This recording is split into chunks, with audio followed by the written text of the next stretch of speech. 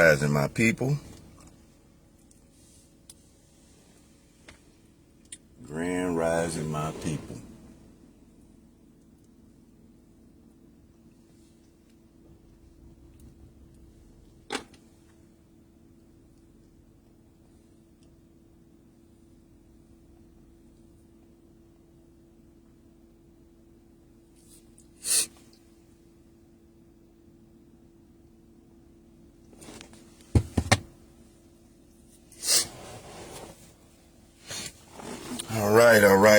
All right. It's accountability time. Accountability time. My people. This one right here, I'm not going to tell y'all, is going to be a short video this time. I'm not going to tell y'all that. This one right here might be a little lengthy. I just wanted to run down some stuff real quick, okay? I wanted to, this is me, because I'm big on accountability. So I'm here to take accountability. I want to, give y'all a little background on some things. See, when I was growing up, I grew up, and without both biological parents, together in the same household, they co-parented. You see what I'm saying? So that right there was kind of the way that I grew up. There was a man in the house, absolutely, but my parents co-parented. You see what I'm saying? So I kind of grew up, with two sets of rules. You had a set of rules on mom's side. You had a set of rules on dad's side. You see what I'm saying? And they were two different set of rules, period. And you just knew which ones that was solid. On one side it was more structured than the other side. Now, I grew up at a time where, it was pretty much shunned upon for you to have kids at a young age, okay? You would consider fast if you had kids at 14, 15, 16 years old. You would consider fast, you know what I'm saying? And that right there, that wasn't a good look at that time. Now, for me, I fell in that category, you know what I mean? I fell in that category. And let's get it straight now. I'm gonna be honest with you, because my dad, he used to have conversations with me about this type of stuff. He used to tell me, hey, listen, you protect yourself when you out there messing around. If you gonna be out there, he ain't know what I was doing at the time, but before I had any kids, I was forewarned. That's me taking accountability. I'm not gonna say that he didn't. My daddy told me to make sure that I protected myself and, make sure that I didn't bring no kids home and all this other stuff. Because at that point in time, I moved in with him. It was my time to go and stay with my dad at my teen years. Now, that made him look bad on my mom's end, to find out that time I turned 16, I had a baby on the way. That's right. I was in high school. We was going to Kettering, KE, baby. That's right. And I had a baby on the way on his watch. So that couldn't have made him look good. I'm looking back at it now. That couldn't have made him look good. But this right here is what I did. And this right here was outside of my warning. So it wasn't like I wasn't forewarned. Okay. And having a child that young, you don't really see it the way the adults see that at that time. You don't see that, because what you thinking is not that you so much know everything, but you feel close to an adult. You know what I'm saying? You about to bring another child in the world. That's what I felt. I felt like I was bringing another child in the world. I was bringing a child in the world, another duplicate of me. So what I was going to do, and then at that time, a lot of men had left a bad stigma for men like myself that was coming up. So even at 16, it was already given that I wasn't going to be around. Y'all relationship might not even work. It was already, that was said. That was said. You know what I'm saying? There would be stuff said like, oh, y'all done messed up y'all life. Y'all 16, y'all ain't gonna be able to do nothing. Y'all done messed up y'all whole life already because we had kids early. You know what I'm saying? We had a child early at that time. You know what I'm saying? So, I mean, there was a whole bunch of stuff. It was nothing, motivational about that. And I'm not saying that it should have been, but there was not it wasn't supportive. You know what I'm saying? For you to be, bringing in kids and you still in high school at that time. Cool. Nonetheless, we get past that. You know what I'm saying? And, for me, I had a lot to prove at that point because I wanted to break this stigma that everybody was talking about with these men and stuff about how they wasn't there for their kids and how, the woman had to do everything on their own and all this other stuff. I said, man, my kid's gonna have a dad. You know what I'm saying? So when I was, 15 years old, I got my first car. I brought that car to the house. I was staying with my daddy. He didn't know this, but I brought that car. I bought my first car, man. I was bowled all the way around. They ain't had no license, registration, insurance. The plates on the car was bowled, but I bought it and it was mine. And Jack, I rode that bad boy from the house to the school. I did that for about 2 months before my daddy found out about it. You see what I'm saying? I did that for about 2 months. He ain't even know about it. And I was bringing that car home every day. And he never knew about it. He never paid no attention to it. So anyway, that was at 15. Let me go back. By 14, I was working at Meijer. By 14. 15, I started working at McDonald's. So, and then, so I had to let Meijer go. I worked at McDonald's. It was around the corner from my house. And then I worked at Big Boy on the weekend. This right here was me at 16. I worked at Big Boy on the weekend. So I worked at McDonald's throughout the week, Big Boy on the weekend. I was still in school. Now, mind you, my grandmother used to watch my son, my oldest son. She used to watch him while we went to school. Okay? And so we can graduate. We drop him off every morning. So now I got my own car. I got 2 jobs. I'm still in school. That wasn't enough. I wound up getting a place. You know what I'm saying? At least I can call my own. I was a head of household. This is at 16. Okay. So at this point, I'm operating as an adult, but I'm still a kid. Not accepting that I'm still a kid, but I'm still operating as an adult. I got my own car, got my own place. I'm working 2 jobs and I'm still in school at the time. Okay, cool. Now I'm a fast forward. Now, here it is. Now I'm in the 11th grade at that time when the child is born. Here it is the following year, graduation, the summer of graduation. I was working on round 2. This is round 2, okay? Now, we going through these phases and stuff like that right there around 2. And just like any other relationship, we start to have issues, okay? So now let's get down to the meat and potatoes.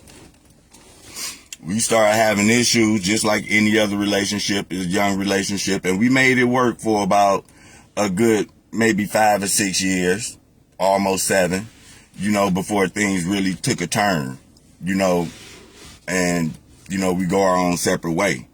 Now, in that right there, this right here is where accountability gonna come in at as well again.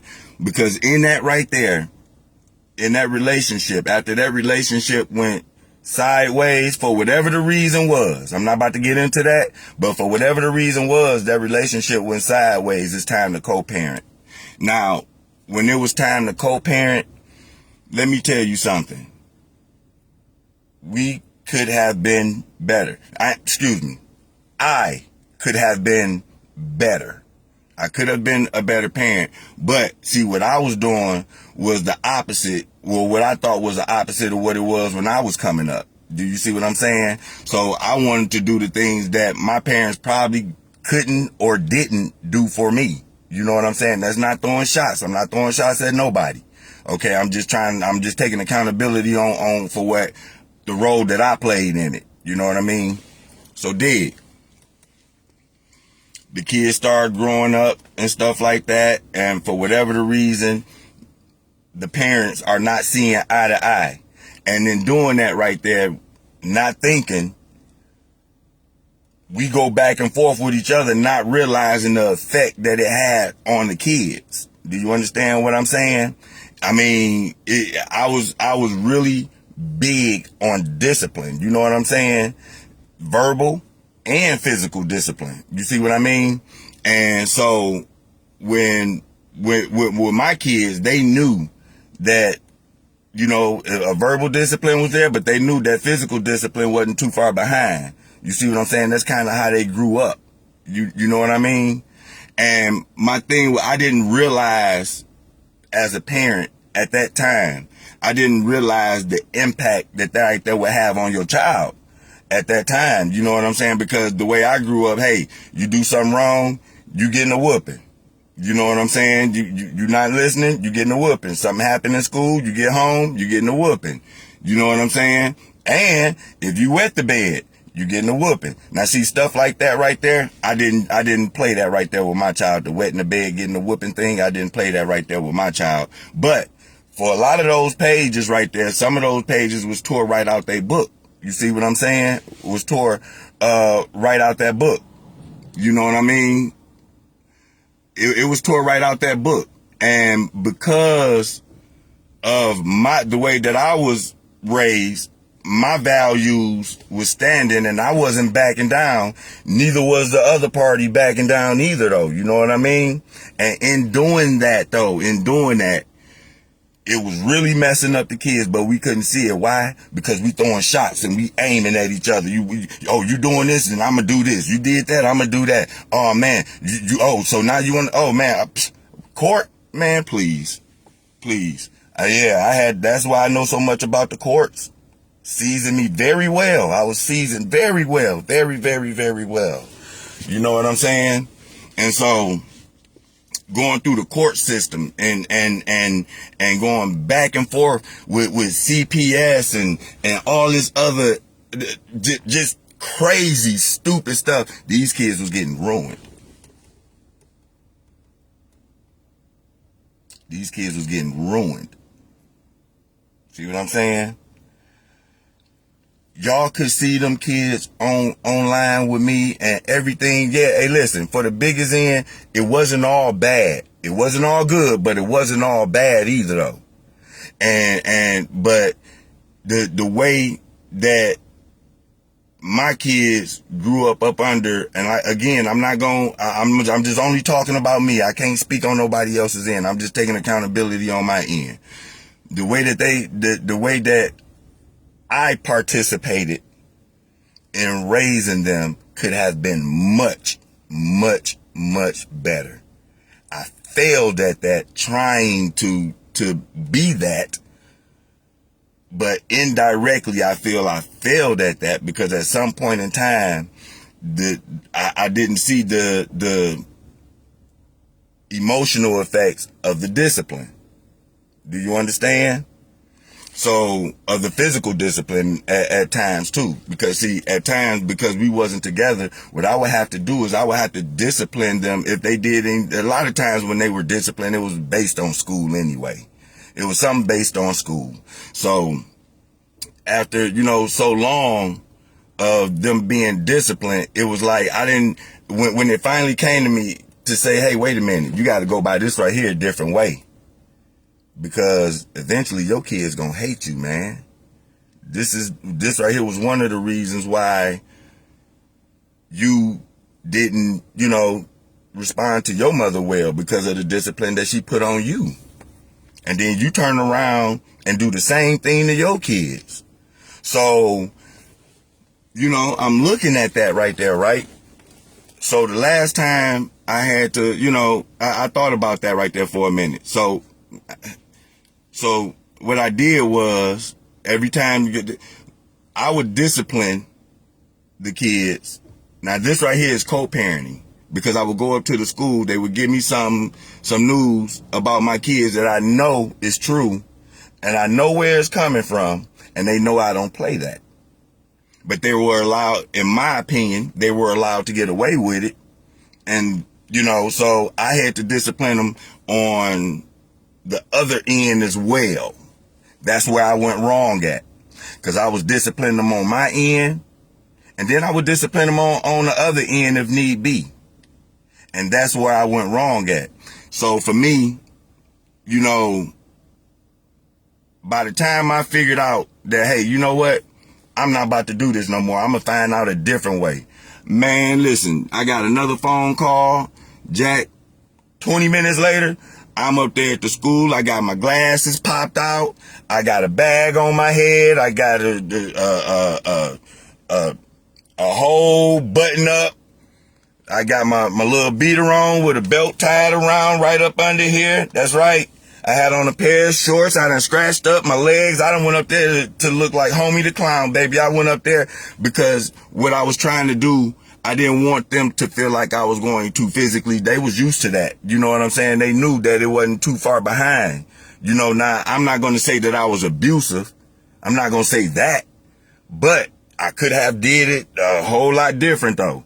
So what I did was, that's when I went up there. I know for y'all that been following me for a while, y'all remember a while back, I went up to the school, dressed all up, looking all crazy and stuff like that. I know y'all remember that. That right there was one of the methods that I thought about on the outside of going up there, because I don't want to do nothing physical no more, because I already see where this right here is going, and it's not helping. It's really not helping the situation. In fact, it's only making them hate you more, to be honest with you. This is what I started figuring out.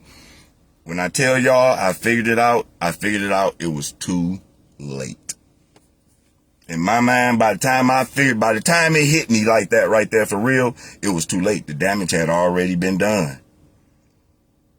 And then with that right there being said, right there, only thing it takes is just somebody to come in right behind that in your kid ear and tell them something else that goes against you, and everything is just registering to them. You know what I'm saying?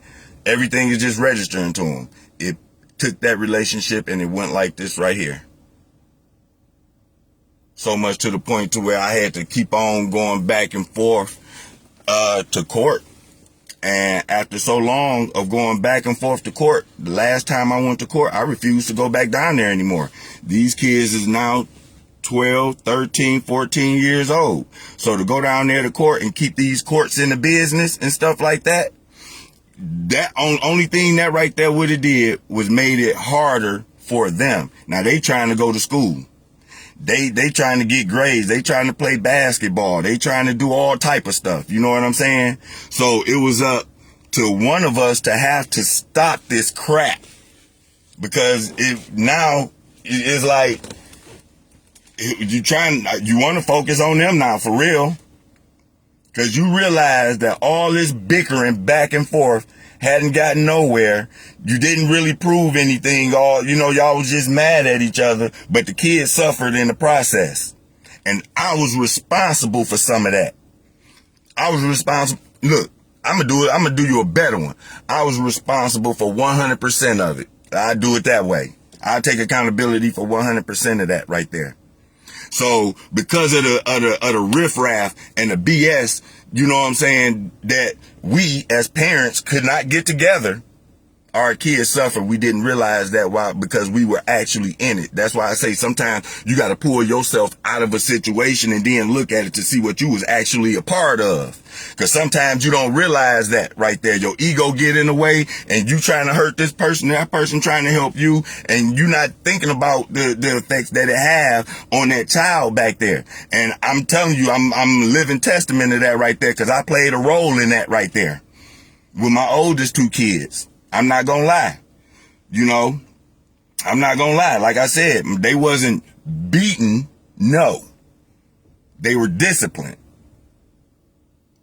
But it really do. It takes a toll. This right here was with my first two kids, y'all. And I realized that going back and forth to court, getting CPS and all these people involved, arguing back and forth with the other side family and all that other stuff right there. Man, these kids, you put your kids in a position where you feel like they got to pick a side. And you don't never want to be in that position. I never wanted to put my kids in a position where they felt like they had to pick sides. And I did. I participated in that, man. I put them in positions where they had to pick sides because I wasn't willing to back down and say no, because I was dad. And my word had to be heard. I'm dad. I get the word. You see what I'm saying? Irrespective of whether I can get in, cooperation from the other side or not. There was a part in there where I didn't realize why I had to turn stuff down. I was willing to go the whole nine. The whole nine. You know, and you just don't realize these things at the time, man. That right there stuff happened so much to the point to where it said, you know what? At one point in time, my son drew back on me, and I recorded that too. He drew back on me one day, and I just sat back and I let it play out. I wasn't going to do nothing. It wasn't my intention to do nothing anyway but come and pick him up. But I just let it play out. I let it play out, let him say what he had to say and everything. From that point forward, I fell back. I'm not going to lie to y'all. I started falling back. So when it came down to their high school years and stuff like that, yeah, I supported them on their basketball team and basketball stuff. I supported them through that when they was in middle school. I used to take their whole basketball team and put them inside my cable truck and get them to their basketball game because the school bus wasn't coming. Yeah, I used to do that right there. Nonetheless, by the time high school time came around, man, them kids resisted me so much to the point to where I had to fall back and say, you know what? I'm going to let them come to me. They resisted me so much, you know? And like I said, this is just me taking accountability on my end. I'm not going to mention nobody else's side. I'm not talking about nobody else. I'm talking about me. Just me. Okay? But like I said, by the time them kids was in high school, man, them kids resisted me so much. So guess what? I got in a relationship, right? I got in a relationship, and the woman that I got in a relationship with, she had kids. Cool. And in the beginning, you know what I'm saying? Like the stuff that I would have done for my kids that they wouldn't have appreciated, these kids appreciated it. So it was easier for me. It was like, the kids that didn't appreciate what my kids, the kids that appreciated what my kids didn't appreciate. They didn't care. This is the way I felt. They didn't care. They had their own thing, man. Look, I can only go so far. And if me going to let me clean this up, because I want to make sure I say this right. The way I felt at that time right there was for me to keep on engaging and doing this. It was only making it worse for the child because the heads of the children could not get along. And so that right there it was easier for me it seemed like it would have been easier for me. They would have succeeded a lot better without the riffraff between the two. And in order to stop the riffraff between the two, somebody would have to pull themselves away from the equation. Quite obviously, the other half wasn't going to do it because that's where they were staying at. So I had to be the one to make the hard decision to say, you know what, I'm going to pull myself back because if I don't, this is not going to get any better. So I pulled back. That's exactly what I did. I ain't going to lie. I pulled back and I just let it be. I let it be. The stuff that I could have been doing for them, I wasn't doing for them, in high school because now I'm in a relationship with somebody else and we all stay together and she got kids. And guess what? These kids got to be to school. These kids got to, have the lights and gas and water and all the other stuff too. Just like I wanted to supply for mine. That made me feel some type of way.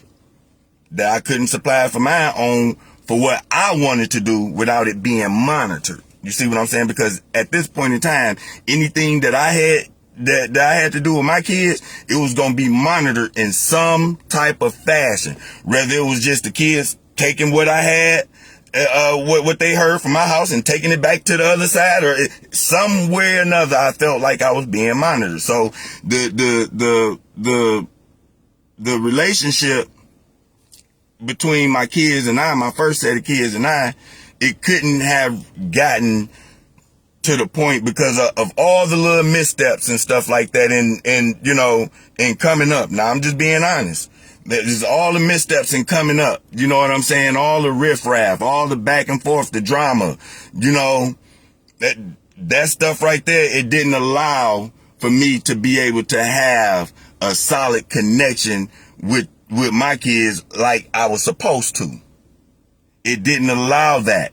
It didn't allow a space for my kids to feel comfortable enough to come to me and talk to me and say, "Hey, Dad, listen, let me tell you about this day right here. Hey, Dad, let me do this right here." That wasn't a space comfortable enough for them to do that, because I was so busy trying to be parent. I wasn't, to a degree, I wasn't trying to really hear what they were saying, but I was being parent. So after so long, like I said, fast forward, after so long, man, I just realized that, you know what? I messed that relationship up. I just took responsibility for it. I just took 100% responsibility for it without trying to point the finger nowhere else. I just said, forget it. I just take 100% responsibility for it, right? So now, the woman that I'm with that have the kids, she gets pregnant. And guess what, y'all? It wound up being Junior. That's right. It wound up being Junior. Now, this right here is some 14 years later. Okay? I didn't think I could even have kids anymore, because now I'm about to get down to the part about the issues that I had. I'm about to get down to the God part now. Now, when I was told that she was pregnant, when she told me that she was pregnant, I couldn't believe in myself. Because to be honest with you, I didn't think I could have any more kids. To be honest with you, I didn't think I could have any more. Because I've had many relationships in between my last child before Junior, and by the time Junior got here, I've been in a couple of relationships and it just didn't work. So I was just assuming that it couldn't work with me no more. Yeah, right. 14 years later, here come Junior. So for me, I looked at this right here situation and I said, oh, wow. I said, I got a boy. I said, I'm going to do this right here right this time. Now, mind y'all just sat through all this stuff that I just said about my first two. Y'all just sat through all that right there, right? So now here it is, Junior. Junior comes around. And I said, man, listen, we're going to do this right here the right way. I'm not making these same mistakes that I made before. Like I'm 14 years older now than what I was when I had my last child. Is like this mind right here operated a little different than that mind that was at 16. So quite obviously, I'm well seasoned. I'm not taking these kids through that mess right there. We're not going through that.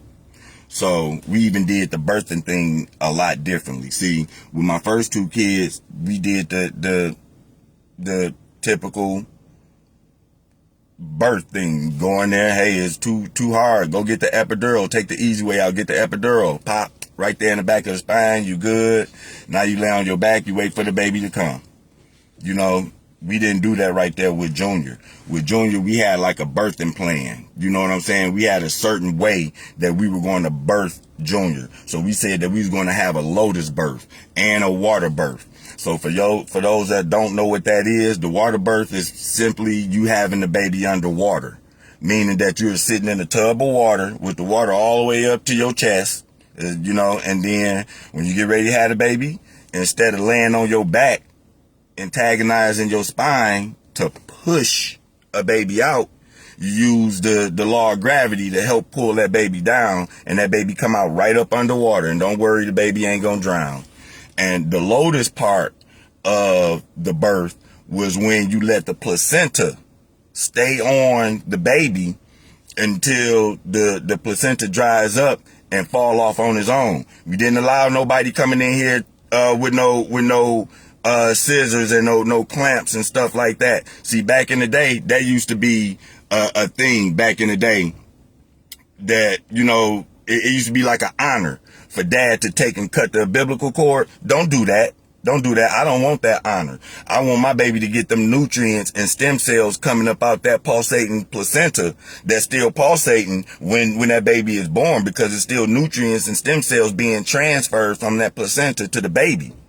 So you don't cut that right there. And if you cut that right there, you just, won't nothing happen in terms of the baby dying, but they won't get all their full nutrients and stuff naturally. You know what I'm saying? And so we did that. We kept the placenta and everything. And when I'm talking about we did everything the natural way. We didn't do no vaccinations. We didn't get no shots in the foot. We didn't even get the boy circumcised. You see what I'm saying? We went the whole natural way. And we raised that boy off breast milk. You know what I'm saying? He wasn't a bottle baby. He didn't like the bottle. I'm talking about breast milk. Straight from the snack bar, baby. Snack bar. He had a built-in snack bar. You know what I'm saying? Only thing shit, roll over at we kept him in the bed with us and all type of stuff. You know what I'm saying? And so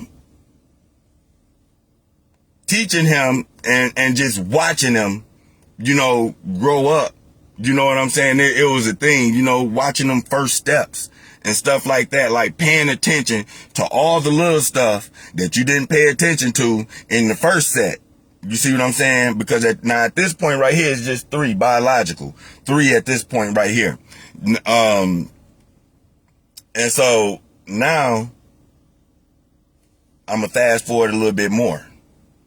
About maybe another year and a half or 2 in, me and Junior Mom, we can't get along for nothing. We at each other throat. We arguing and all type of stuff. She take a pregnancy test, Jack. That's round 2. Oh, that's why you been like that, right? So now, here come my daughter. Now, this is where it started to sit in to me and say, wait a minute, because now I'm thinking that, wait a minute, I'm on the right track. Especially when it came down to God, I'm thinking I'm on the right track now, because all the stuff that I didn't do with my first child, I did with my third child with the second woman. You see what I'm saying? And so this is our first child together. You see what I'm saying? And so I did that. So I said, well, wait a minute. Now I'm starting to think now, because at first, when it came down to God with me, because you done had so many different teachings about him, it was hard for me to believe in God. It was hard for me to believe any stories about God, because you mixing love and jealousy and hatred and packing it all in one. It was just too confusing. So I said a higher power, and I always just left it at that. But now I'm like, wait a minute, this is God at this point, because I didn't see this right here. I got 2 kids now. It's like, for me, I was starting over again, because now, mind you, my youngest child before Junior was 14. After her, I ain't got no more, all my babies is they, but a lot of people say, oh man, you started over. Your youngest child was 14. You started all the way over and . And when I heard that, it was like, for me, I seen where they were looking at it from, but for me, it was like, shoot, I didn't mind starting over, because it was like, I get another chance to make right what I did wrong the first time. I got a chance to make stuff right. You know what I mean? That's the way I looked at it. You know what I'm saying? When I had my second set of kids, I got a chance to make things right. So when my daughter came around, my second daughter, when she came around and I got both Junior and my daughter, man, you couldn't tell me that. I'm like, man, hey, at that point it had to be God at that point, you know, at least for me. But I couldn't really come to that grip yet. But I said, wait a minute, I got blessed. I said, I got blessed. I was blessed to be able to do this all over again. Man, I took this opportunity, y'all, and I ran with it. When I tell you I ran with it, I ran with it. See, one of the things that I looked at before when it came down to my first set of kids was I was too busy trying to be not only dad, but I was trying to be this guy hey, I'm out there trying to work. So it wasn't a lot of time that was spent in between me going to work, them going to school, and then the weekends that I could have them, and then keeping that process going on. That's just on the work and physical end. So you never really get a chance to get that type of bond, that type of relationship with your child under those circumstances and stuff like that. So I was like, you know, by the time, you know, my second set of kids came around, I'm like, man, listen, I ain't about to be going up there to no work like that. I created myself a situation where I didn't have to work because I didn't have rent and car notes and all that other stuff. You know what I'm saying? That's what happened. You know what I mean? See, the rent and the car notes and stuff, that kept me at work. You know what I mean? Because I had rent to pay. I had a car note, insurance, and all this other stuff, all that. You know what I'm saying? Once you start owning and stuff like that, you don't worry about that. That's other money that you could reallocate somewhere else. And I knew that. So by the time I knew that I ain't have rent, it was like, shoot, for the stuff that I could do, you know, to make money just to pay a little light and gas bill and, you know, a little cell phone bill or whatever else, shoot, I could do that right there, you know, hustling on my own. I could spend more time with my kids, with these right here and put something into them that I couldn't put into my first two. So I went in overtime. With these two kids. I'm not gonna lie to you. You know what I'm saying? I was there every step of the way. I watched them first teeth come in. I watched that first walk. I changed they diapers. I done did all that stuff. I'm telling you, I was like father, mom or something. You know what I'm saying? Like, the first thing I did was when I grabbed my son when he was born, first thing I did was grab him and put him, let her rest and I'll take care of him over here. Y'all take care of her over here and I got him. That's pretty much the way that was. You know what I'm saying? And so when both of them was here for me, it was another shot, man. I'm not gonna lie, it was another shot. It was another shot to do right what I had previously what I felt I've previously messed up. You know what I'm saying? And that right there was such an honor to me that I didn't want to mess it up again. So I wasn't going to do none of the stuff that typically that my first two would have gotten in trouble for, these kids got away with. You see what I'm saying? Because I'm looking at it with a different set of eyes. I'm not that young guy that had them young kids. I mean, you know, I'm not that young kid that had kids no more, you know what I mean? And so, God blessed me with two kids, exactly 2 years apart, just like my first two kids. You see what I'm saying? They was exactly 2 years apart, just like my first two kids. They came in the same order, a boy and a girl. Man, you couldn't tell me. So yeah, I stayed out of work for a while because I wanted to spend that time with them kids, because I realized that with my first set of kids, I missed out on a lot of time in between that right there. So then now to make sure that I'm going to spend some more time with them, by the time it's time to go to school, we homeschooling. That's right. We gonna homeschool you, because the way that they were teaching school at that time, I wasn't agreeing with that. And I had to make sure, look, your first learning lessons come from home. They'll tell you that. Everybody know that's a no-brainer. Okay. And it's up to me to protect that. Right. So I want to make sure that you get the best education. I want to hear what's coming on through the screen as well. So yeah, we gonna homeschool, and that's where we been at. And so we homeschooled from the time that boy was in preschool, kindergarten, all the way up until, he passed. And then the same thing was with his sister. You know what I'm saying? And then, it was like,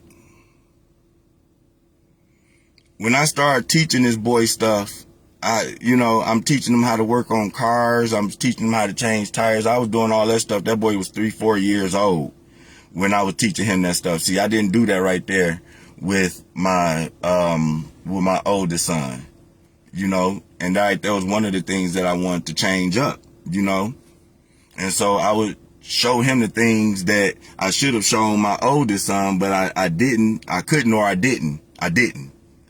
You know what I'm saying? And everything was like working out. So for me, I'm thinking that I'm on the right path. I'm thinking I'm doing everything good the way it's supposed to be. You know what I'm saying? The stuff that would come in, I made sure that like any of the mishaps in terms of parenting and stuff, I made sure that I nipped it in the bud, even if I had to bite the bullet on a lot of stuff. And when it came down to Junior and Kiara, I made sure that they had everything that they needed, what they wanted. It was still discipline in play, but I didn't have to be physical with them. That was a thing. Now, it was throughout, I could say, Kiari, my daughter, she never got physically disciplined by me. Junior had to twice. Out his life twice. You see what I'm saying? And that was the difference right there in between my first set of kids and my second set of kids. You see what I'm saying? My second set of kids, I didn't have to do that. They wasn't those type of kids. And it probably could have been because they were raised in a household with me. That could have been the case. But nonetheless, going back to what I was saying, I'm on the road, y'all. I'm on the road. I'm teaching this boy what to do. We going through the school. This boy done teach me to Sid the Science Kid. Later on, it was I can't think of the thing. It was Sid the Science Kid. Then later on, it was Blippi. Then we had Paw Patrol. Then we had it was a couple of things, man, that some of these cartoons I had no idea about, and I used to watch them, and with this boy and everything, you know what I'm saying, doing what I supposed to do, even though a lot of people would have said, hey, you need to be going out there making some money. I said, listen, that money come and go. I can't get this time back. I realized that them growing up, I couldn't get that time back, because by the time I got to my senses with my oldest two and wanted to go back and try to fix it, I realized it was too late. So I didn't want that same thing. It's like I was trying to break a cycle. That's what I was trying to do. I was trying to break a cycle that had previously been done. Everything rooted back to physical discipline, and it had to be another way.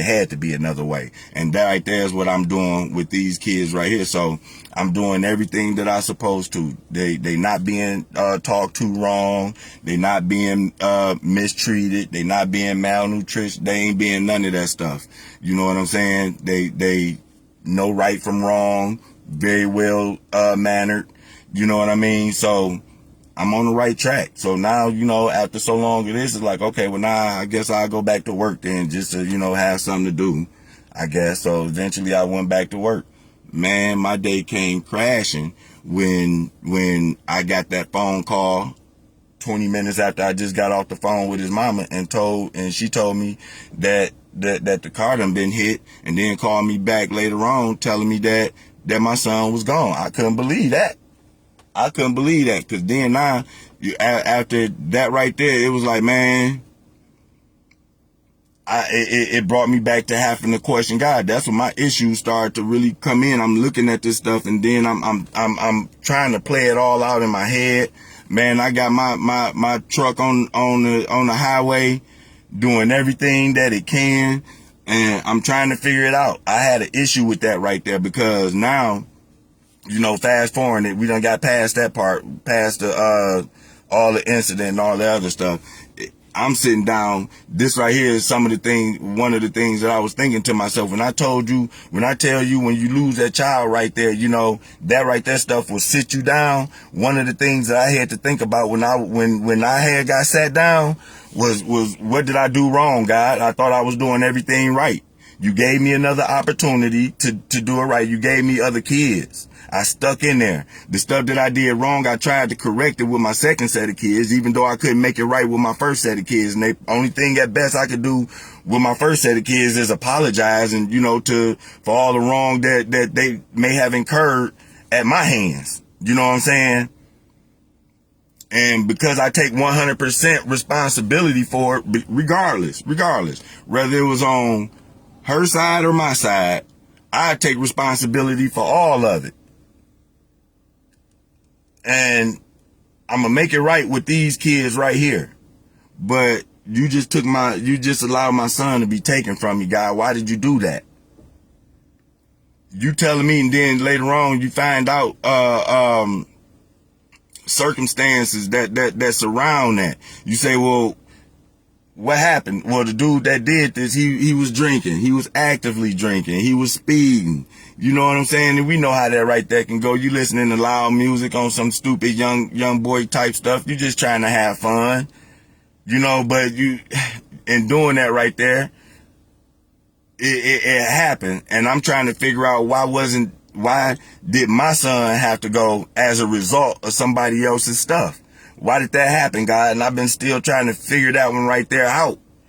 And like I said, the answers that come, it ain't nothing that makes sense, but you got to try to make sense out of it. And so that right there was one of my issues. Why did you have to take my son? You could have prevented this right here, God. You could have prevented this. I went through hell and high water. You know what I'm saying? I made my bed hard enough when it came down to my first two. I tried as hard as I could, guys. I did. I put my best foot forward.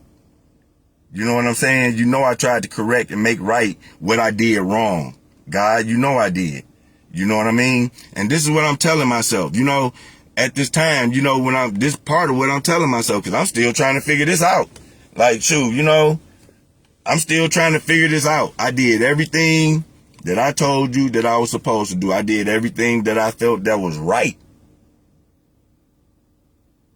I did everything that I thought that I felt was right. And the stuff that I knew that was wrong, I didn't do it. You know what I'm saying? Now, I ain't saying that I'm studying the word or nothing like that, but for everything that I did wrong, I corrected. And it seemed like when I started to try to correct things, you allowed my son to be taken away from me. Because you the Almighty, right? You the power. Because I'm going to tell you something. When I was at my son's funeral and I had to speak at my son's funeral, I was very sarcastic. Because like I said, I definitely had a beef with God. I ain't going to sit up there and mask it either. I had a beef with God for sure. Because you the Almighty, man. You seen everything. You seen everything that I've been through. You seen where I was going. You seen how I worked on myself. You seen the work that I was putting in. You seen that, if you the Almighty, hey. And you allow my son to be taken from me for some guy like that. And he didn't suffer the ultimate consequence. He just walked away probably with no scratches or bruises at all. And my son paid the ultimate sacrifice. It was hard for me to believe in God after that. Because you gave me something and then you took it back. I was taught that was an Indian giver. When you give something to me, it's mine. And so because that right there happened, that right there also said click, click. Something else said click, click. Them ain't yours. If they can be taken from you, it ain't yours.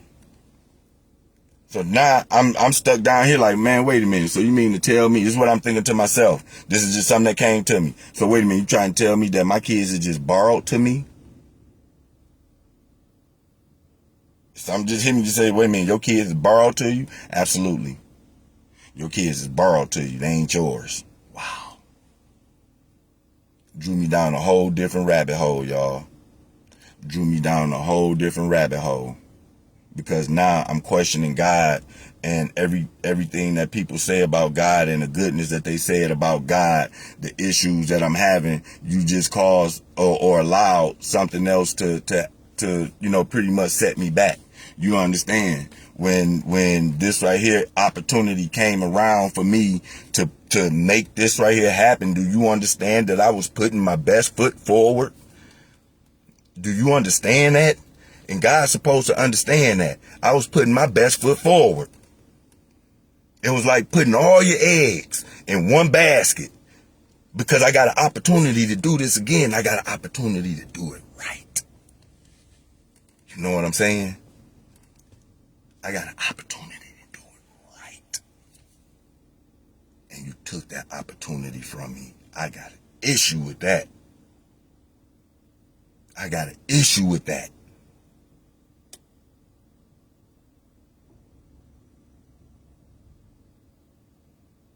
When I look at the circumstances, that right there was a circumstance that could have been prevented by God as well. He seen it coming. Right? You know everything. Seen it coming. This is what I'm thinking. You seen it coming. Why couldn't you stop that? Why did that have to happen? It made me question a whole bunch of things about God. It made me look at the church different. All the people that had something to say about this loving God.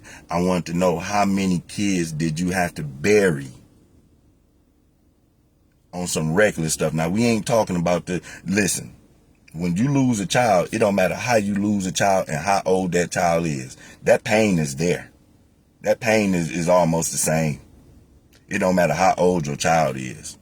But see, you got people that have never lost a child and would tell you about how God is this and God is that. See, in some cases, you know that a child is on their way up out of here because maybe they dealing with some type of illness or something like that. But this right here was sudden.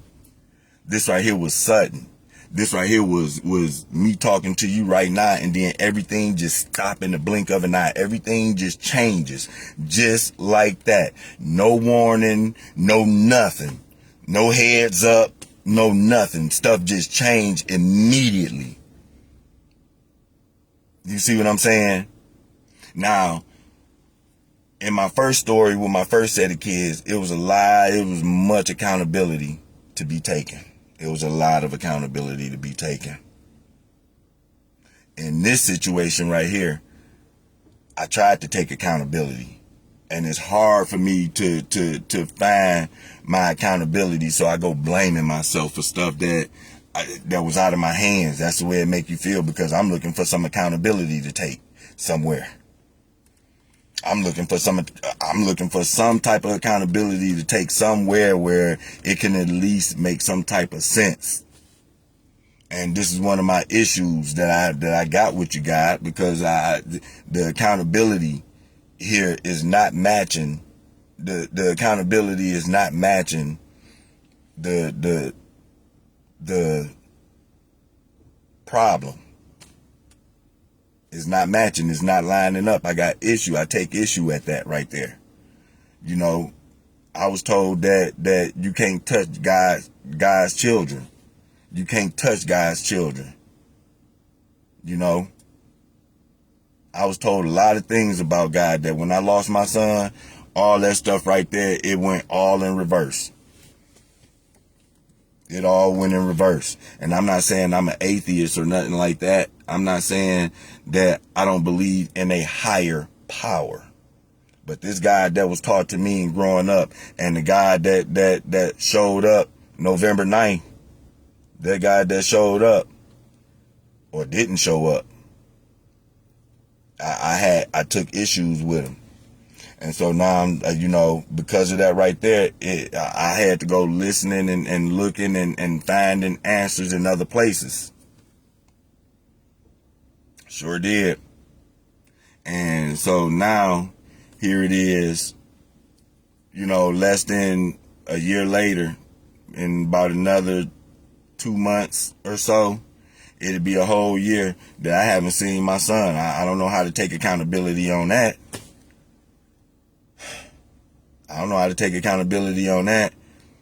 School year started. We only put one child in school.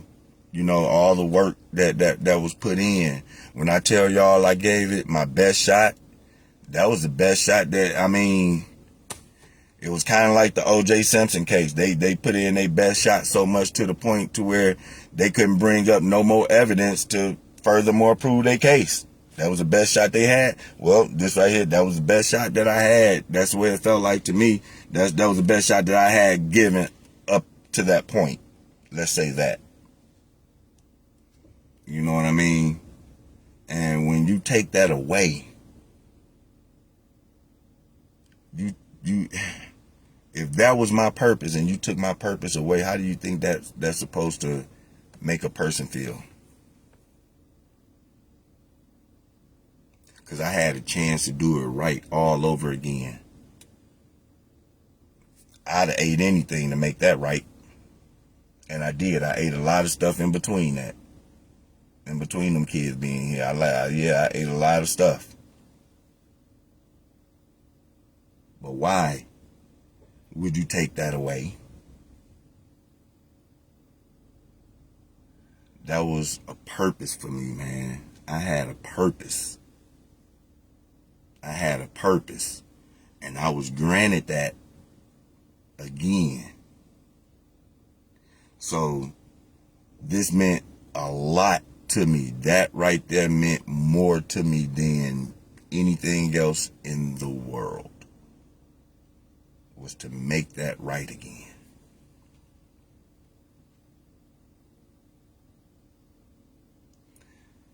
And the fact that right there was able to be stolen away from me, taken away from me, and you seen everything, you seen the progress, talking to you, God, you seen the progress, and you allowed this to happen, knowing what the outcome would be. It's a setback. Do you know how far back that set me? Mentally, physically, emotionally.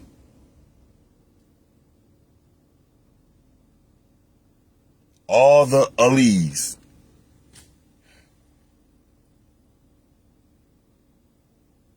That set me back, man. I ain't gonna cut no corners.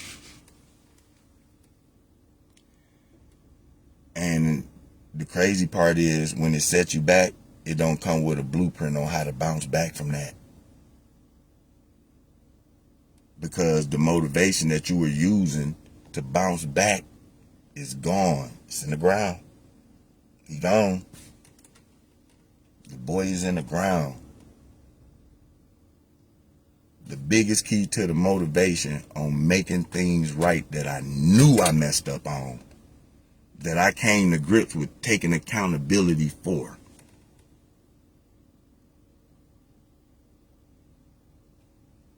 I take accountability for not being the best father that I should have been. I take accountability. I take accountability for not being the best father I knew I could have been, because I was too busy trying to be right with the system versus working with my kids. I was too busy trying to be right with the other end.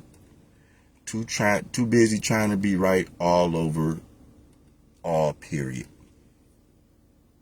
And I take accountability on that.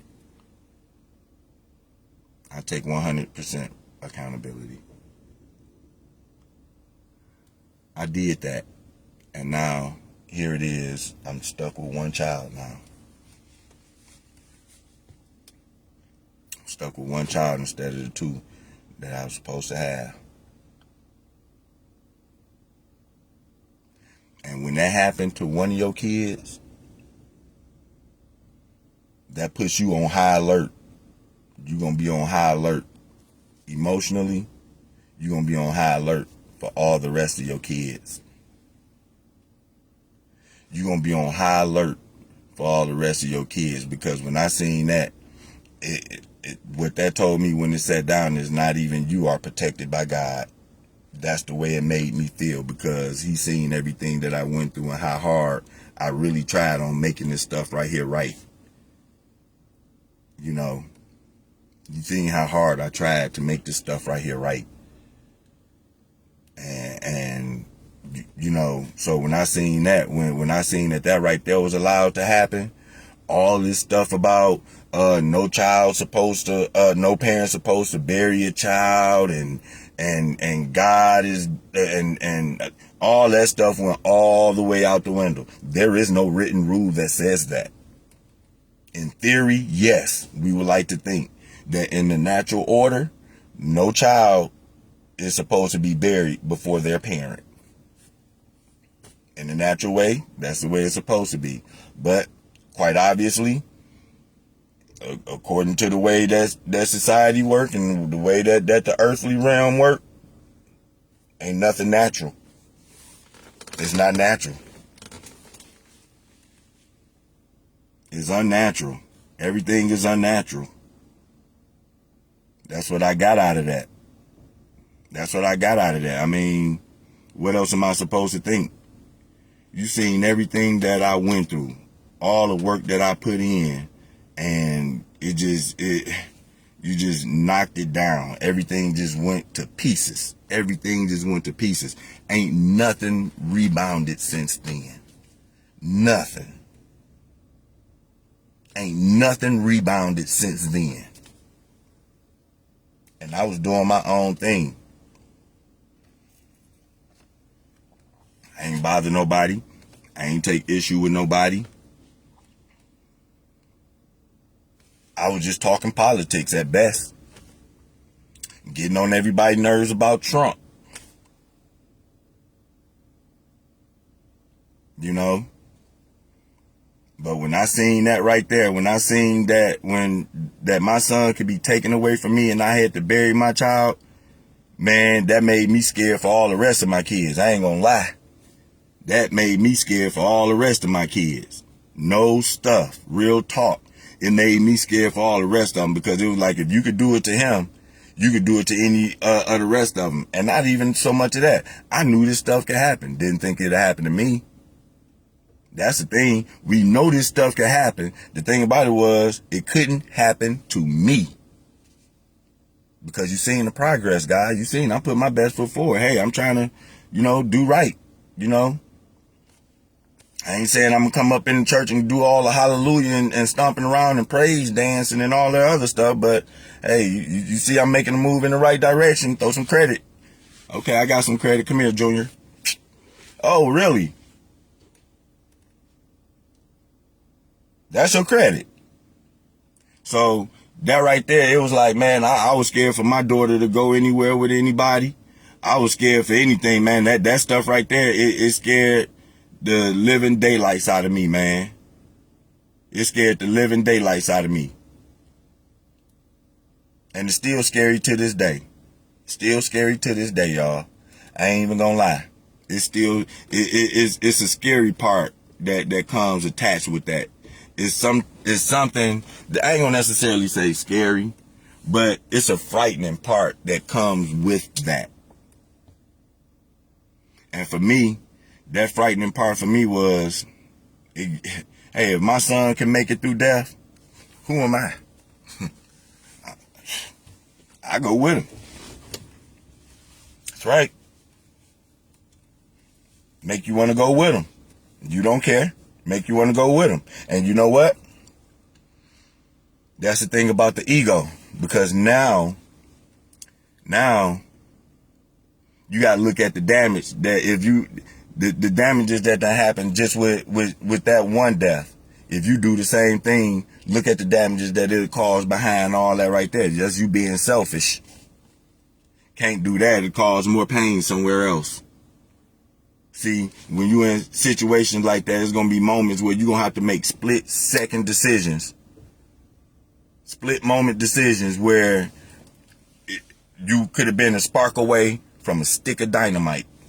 And you had to hold it and let that implode within yourself while still maintaining strength that you didn't even know that you had. Yeah. And it sucks. It sucks because now it don't look like to me like it just felt like to me like after that right there, none of my progress meant nothing to God at all. Nothing. None of the progress that I made meant nothing to God at all. And guess what? To prove that it mean nothing, it can be taken just like that. And I'm going to show you that it can be taken just like that. Come here, Junior. It can be taken just like that. So I'm being woke up again. It's like coming back around to this side of the season. It seemed like everything is just happening all over again, man. I ain't gonna cut no corners. All the stuff is like, it feel like it's just coming back all over again. You know, being sat down again, stagnated, can't move. You know what I'm saying? Forcing yourself to eat again. You know what I'm saying? All these mental reminiscences. You're trying to cipher out if you're talking to the spirit or if it's just a old memory. And, you know, you just thinking about all type of stuff just run through your mind, man. You know what I'm saying? Just run through your mind. And you would think that at some point in time, some relief would have came around. And to a degree, it have. I'm not going to act like that. It have not been like no relief. Yeah, it done been some relief. It has been some relief. You know what I'm saying? But not to the degree to where, you know, you could really put something together. You know what I mean? Put yourself, like, it's still tough. You know what I'm saying? To move. And you ain't even strapped down. It's tough to move and you ain't even strapped down, man. That mental lock. I happen to go to a funeral and see your child in a coffin, or just know that that's your child's service. Man, that right there had you sitting still so long because you can't forget that. You cannot forget that. God, you seen what I was doing. Why would you put that on my mind? You know, why would you put that on my mind? Why would you do that? I'm still, I still haven't had an answer from God yet. Why did you do that? I'm still trying to figure out what was the reasoning behind taking my son like that. When you seen I'm still trying to figure that out. Was it something that I was doing wrong? You know what I'm saying? Is it some type of awakening I need to come to? You know what I'm saying? Like, and then at times like that, when you ask stuff like that, it bring water, it bring tears to your eyes because you don't have the answer, but to keep the tear from falling, you gotta smile a little bit. So that's what I'm gonna do, y'all. I'm gonna smile. Because I don't want this right here to be, it's just, when you talk about this stuff, I understand why people choose not to talk about this stuff. I do. Because it can get painful at times talking about this stuff. It can get tough at times. But, you know, that's the reason why I talk about this stuff right here. To give people a safe space to know that y'all ain't the only ones going through this stuff right here. You're not. Give people a safe space where they can come and talk and not feel a certain way about things, you know. Because I'm going to tell y'all, it's not easy to talk about. It's not. Especially when you ain't got the answers. You know, it's almost like, if you ever been, this right here is just an analogy, but it's like if You were at a job that you took for granted, and you were coming in late, you ran all your PTO out, you're leaving early, you're not listening to the supervisors, and you still getting paid, so you good. Guess what? They let you go. You see how hard it is without that job, to the point to where you like, man, let me get another job. I'm holding on. I don't care what that supervisor say. Listen, you got to drag me up out of there. So now you get the job, they give your job back. You come back, this time you well disciplined, everything. You coming, hey, listen, they said that, hey, 8 o'clock is start time, Jack. You was there at 7:45, faithfully, every day. You was back 10 minutes before your lunch was over with. Hey, you even brought in lunch for some of the supervisors, managers, all that stuff, right? You put your best foot forward. You worked overtime every time. Nobody would want to sign up for the overtime work. You was the first one, first name on the list. You came in there and you put your best foot forward. And the company had to do some downsizing. And you was the first one on the list for them to get rid of because you was making too much money. But you ain't know that though. But they let you go, right? And you trying to figure out, why did they let me go? I was doing everything I was supposed to. I was on time. I was not late for work. Everything I was supposed to do, right? And they never tell you it was because you was making a lot of money. But they just let you go and just leave you with the wondering mind on why did they let you go, and you put your best foot forward. That's like that right there to the 100th power. To the 100th power. It was like that right there to the 100th power. This right here is the reason why I'm trying to figure out what lesson was I supposed to receive out of this? Out of losing my son, what was the lesson I was supposed to receive out of this right here? When I thought that I was doing everything right. And it just take all the win out you. It take all the fight out you. You don't, how you supposed to rebuild from that right there? You know what I'm saying? It take all the faith out you. It take everything out you. That for me it did. It took a lot of stuff out of me. Including the person that I used to be. I'm telling you, man, that thing took something from me. Again, I said it before, I say it again. It's a part of me that died with my son that people just won't get back. Was that what it was supposed to do? Like, give me something solid, man, to go on, man. Give me something solid to go on. Somebody gonna open up a Bible somewhere and give me a Bible verse. Man, that stuff ain't hitting with me. I keep on telling y'all. Them Bible verses don't be hitting with me. You gotta, if you can explain it well, okay. But don't explain the Bible verse with me and then back it up with another Bible verse and then back that Bible verse up with another Bible verse. Man, you have to talk to me like a 5-year-old.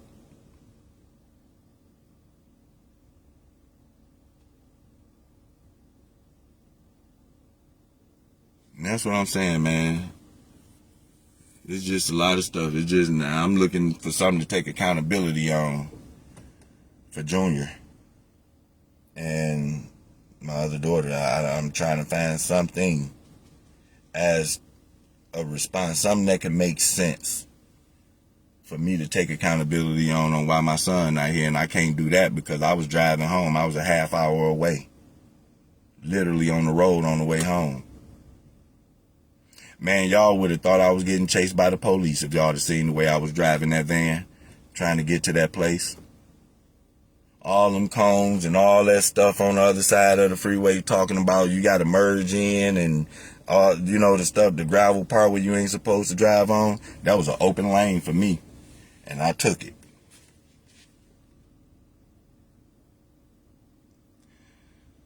The type of stuff that I have to go through now and live through now is much more bigger than what I had to go through beforehand.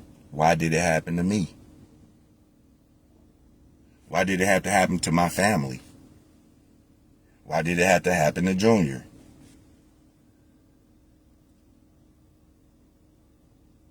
So I told y'all, man, and I put my best foot forward, dude. I really did. I'm telling you. When I put my best foot forward, man, I tell y'all, I really did.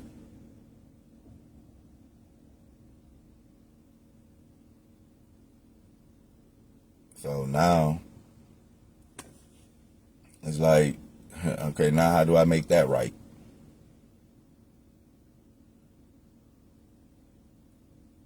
It's hard to make anything right, man. Hard to make anything right, but anyway, I've been on this thing long enough, been talking to y'all for a very long time. I'm going to read a comment real quick.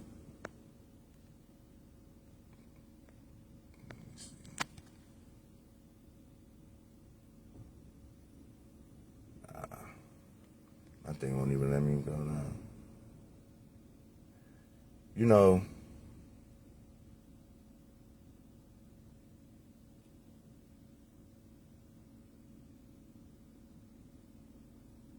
Madison Small, I get that. I get that. And you know what? And it was a point in time where I was. Madison Small said, the Most High gave him to you for a reason. Junior came here to do what he was supposed to do. Love, respect, and protect. Junior with and around you and his sister every day. He don't want you sad, living in fear or hurt. Peace and love. And I agree with that, Madison. I agree with that. That is true. I agree with that, and that's the thing. See, I made videos about that where I've actually seen them, you know, in that sense that you're talking about. I believe the sister have too, but even in that sense right there, that's probably about the best you're gonna get, and that's not good enough for me, man, because I'm too used to having them the way that I used to have them. It seemed like the only thing that's gonna make sense to me is if I find out, why did it have to be Junior? Why did it have to be my child? Because that really took a toll. It's taking a toll. It take a toll. It take a toll on the family. Take a toll on your household. Take a toll on your kids. It take a toll on almost every aspect of your life. It does. Some days are better than others. And then some days you just don't want to be bothered. Yep. But this right here was just, like I said, these are some of the issues that I had. I had to give y'all the full story, just on accountability on my end. Like I said, I wasn't here to mention, I don't want to mention, and I'm not going to mention nobody else, just me and the role that I played. To my oldest two kids, I apologize for the upbringing. I know it could have been better looking back at it. It could have been better. And if I could do it all over again, I would. I messed up. You know, I messed up. And I'm here to take accountability for that. I'm here to take accountability for that. I messed up somewhere along the way. And I don't know if it was my mess ups with y'all combined that just come back as karma for me. I don't know what I don't know none of that, but nonetheless, for my oldest two kids, I could definitely apologize and take accountability because they could have been raised better, at least on my end. There was more that could have been done. Nonetheless, I'm gonna leave y'all with that right there, and I'm gonna see y'all on the next video. Hey Uncle Ronnie, YouTube, go subscribe. And I'll get with y'all later.